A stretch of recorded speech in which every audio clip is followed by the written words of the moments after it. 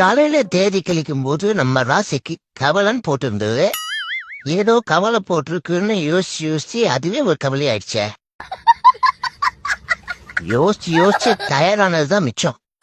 இப்படி ஆயிடுச்சேன்னு கொஞ்ச நேரம் தான்டா காலை நீட்டி உக்காந்தா முடித்து வச்ச வாழ்க்கைடான்னு சொல்லிட்டு போனான் ஒருத்தான். இன்னொருத்தர் என்னடானா காலை மிதிச்சுட்டு சாரி கேட்கணும் கூட தோணல, அவன் கைக்கு அவனே கிஸ் வச்சுட்டு போறான்.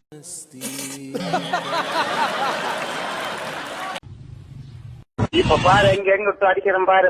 இன்னைக்கு சரியான வெறியில ஓட வெட்டுதா.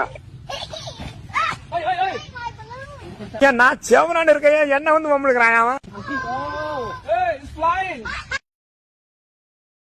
அருமைடா, அதெல்லாம் ஜம்மனு விளக்கு வச்சு விட்டு போயிட்டு போ. என்ன பேரளவுக்கெல்லாம் பாவம் பண்ண, நாளையே நான் முடிஞ்சு போயிருவேன். நீ தாண்டா டிரைவர், உன்னை தாண்டா வச்சு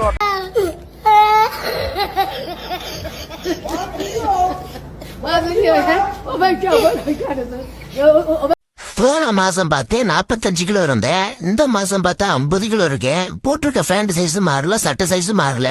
ஓஹோ, ஒருவேளை அறிவுதான் வளர்ந்துருக்குன்னு நினைக்கிறேன். பேசாம திருநாயா பிறந்திருக்கலாம்.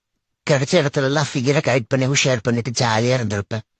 என் நேரத்தை பாரு, பங்களா நாயா பிறந்துட்டு இந்த பொம்மை கூட எல்லாம் டூயட் பட வேண்டியதா இருக்கு.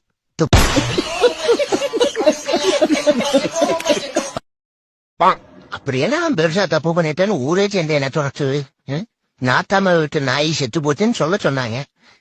வாய் தவறி நாட்டாம நாய் செத்து போச்சாம்ல அப்படின்னு சொல்லிவிட்டேன். அதுக்கு சேர்ந்து மொத்தமா ஊரே சேர்ந்து எனக்கு குறைச்சது.